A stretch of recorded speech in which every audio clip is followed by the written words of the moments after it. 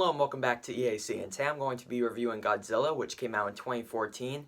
Yeah, this is the 2014 version, not the original, or any of the other ones like Shin Godzilla, whatever that one was, or the 1998 version, that was just garbage. Yeah, I'm going to be reviewing the 2014 version, and this is mainly to lead up to Godzilla vs. Kong coming out later this year, assuming that it will come out later this year, because as you all know, there's a lot of stuff happening in the world right now, and it's delaying movies and pushing all of them back, but we haven't even gotten a trailer for Godzilla vs. Kong yet, so as of now, it's coming out at the time that it's supposed to, I'm pretty sure, which is later this year.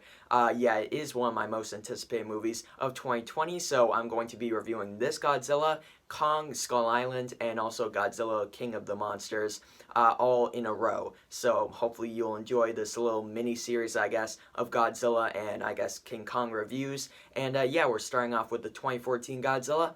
I really enjoy this movie, and I always have. Godzilla in this movie, like the actual creature Godzilla, is badass. I think he is definitely one of, if not the best part of this movie, and that kind of makes sense being a movie about Godzilla. But some people have a big flaw with this movie that I do not personally have. They say that Godzilla is not in the movie enough. And I do not see that. I think he is in the movie enough for it to be classified as a Godzilla movie, you could say.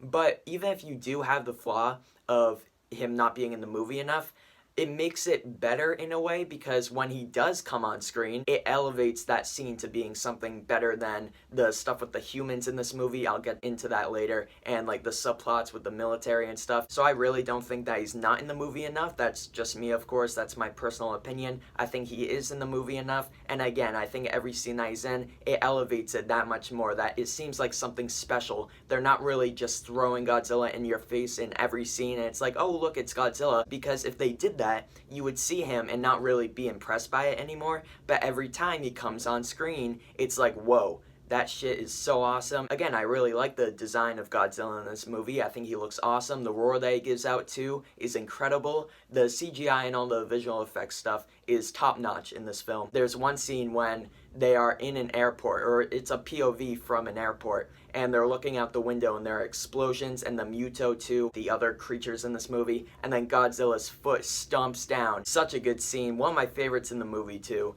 And yeah, so I don't have any problem with Godzilla as a creature not being in this movie enough, but I do have a flaw with mainly how Bryan Cranston, who is excellent in this movie, this review contains spoilers, that should be obvious at this point, but Bryan Cranston is in this movie. He is awesome. Aaron Taylor Johnson plays his son in the movie, and he is good too. All the performances are good in this movie, but Bryan Cranston gives something like next level, especially for a movie like this, that you wouldn't really expect that great of performances. You would just expect them to be like kind of mediocre, if not at a good level. He gives a great performance, a really emotionally powered performance that I feel like is above everyone else in this movie. But what do they do with them?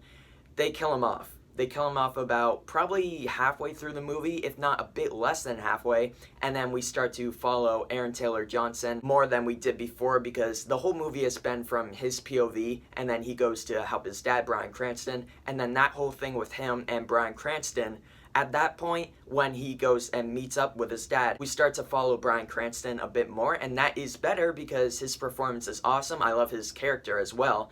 And when they kill him off, we go totally back to Aaron Taylor Johnson, and I could see why they did that from like a screenwriter's point of view. They think that Aaron Taylor Johnson's character, who is a soldier, he is going to be more interesting to watch, you could say. Not him as an actor giving the performance, but just what he does in the movie, because again, as I said, he's a soldier, and he's doing all this stuff with nuclear devices in this film to defeat the Mutos, again, who are against Godzilla, and Godzilla is pretty much trying to kill them. They're against everyone. Godzilla is like kind of like an anti-hero, you could say. He's trying to defeat the main bad guys, but he is still kind of a threat to the city. Not by the end of the movie though, they see him as a savior. But yeah, I could see why they started to follow Aaron Taylor Johnson more and killing off Bryan Cranston, because at one point he jumps out of a plane and it's a really cool looking scene. But just how they got rid of Bryan Cranston and just killed him off halfway through the movie, it seems like he was going to be the main power of this movie, and he was for about halfway before he got killed off, And also the beginning of this movie is excellent, how the mom of Aaron Taylor Johnson's character, and of course the wife of Bryan Cranston's character, she goes into some big corridor to investigate stuff with Godzilla, just all the nuclear stuff again, and it starts to just malfunction, like everything is going down the shitter, and nuclear gas, I think that's what it is, it just starts to chase her and she has to run away, and Bryan Cranston himself is the one that has to close the door and stop his wife from coming out, because if he left the door open, then everyone would be dead. But he had to close the door to save everyone in that building, and probably some people beyond the building too, in like a mile radius or something like that. And then his wife comes up to the door and he could see her through the glass. And that is a point when Bryan Cranston gives, I'm being serious, like an Oscar looking scene, even though he obviously didn't get nominated and he obviously wouldn't win if he did. They wouldn't even nominate him. It's just as simple as that. But the caliber of acting that he gives in this is just awesome. And again, that first scene, the beginning of this movie, is incredible as well. Other flaws I have with it, besides the whole killing him off and starting to follow his son, Aaron Taylor Johnson, his character, just didn't like that much. Another negative that I have with this movie is there are some plot conveniences that happen. Like at one point, Aaron Taylor Johnson and Bryan Cranston, they are taken hostage because they were trespassing in a nuclear waste area where the radiation in that area is just so high that they shouldn't be there, but they're trying to get back to their old house because Bryan Cranston had to retrieve some tapes that he needed to pretty much prove that Godzilla in the Muto is a big problem, basically. And they got arrested, they got captured pretty much, and they got taken to a base where the Muto is held, but they didn't really know that yet. It was just an egg, and they thought it was pretty much just radiation. But they went there, and Aaron Taylor Johnson's character was held in the van, and he was locked in there. But when the Muto emerges, he's pretty much just stuck in the van. But then, conveniently, again, plot conveniences, the Muto crushes part of the van, not crushing him and not crushing the entire van, which would have killed Aaron Taylor Johnson. But it leaves a good-sized hole for him to get out of, and it was too unrealistic for this character, who just so happens to be the main character, for the Muto to bust a hole in the van enough for him to get out of it and escape. Also, later in the movie, it just seems like Aaron Taylor Johnson, I know he's a soldier and he's pretty much in all the action, but he runs into Godzilla more times than not. It just gets kind of distracting that literally at every turn he either runs into Godzilla or the Muto, one of the Mutos, there are two of them in this movie, and it just seems too convenient. Once again, that was another problem that I had with this. Also, there is a little kid subplot that happens, I'd say, about halfway through the movie, and it's basically Aaron Taylor Johnson is helping this kid get back to his family, who was kind of cut off. He was stuck on a train and his parents got off the train, so then they started to go away on the train, but Aaron Taylor Johnson was there, so he was like, I'll look after you and I'll get you back to your parents. It was just something that we didn't need in the movie. I guess they needed to give him something to do in this because he was literally just on a train. It was nothing else besides that. But it just seemed like a bit of a waste of screen time, and also the kid who always needed saving, the damsel in distress, you could say. And in the end, he gets back to his family and it's just done. It literally didn't matter at all. And again, I guess they gave it to him.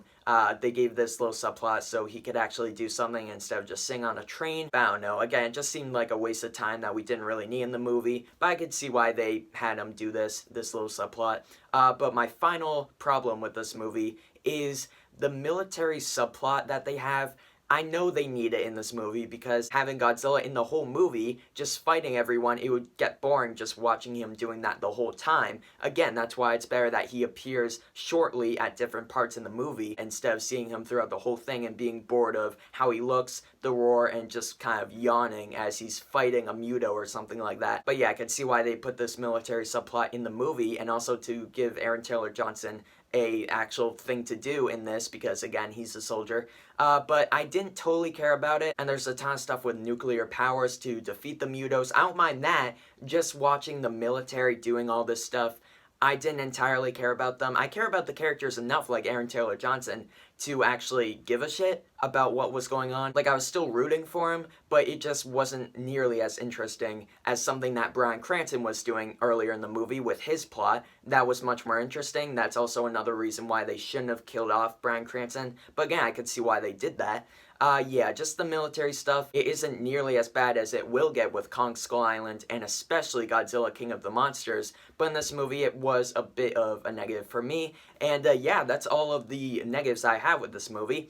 I really enjoy it. I still really enjoy it, even though it came out 6 years ago and people do still have problems with it, some of them that I mentioned just now. But this movie looks amazing with the CGI and everything. Also, the cinematography is awesome as well. There's one scene that I kind of mentioned earlier with them jumping out of a plane, Aaron Taylor Johnson and the rest of the soldiers, and there are these red smoke streaks, something with the military. I can't really explain right now.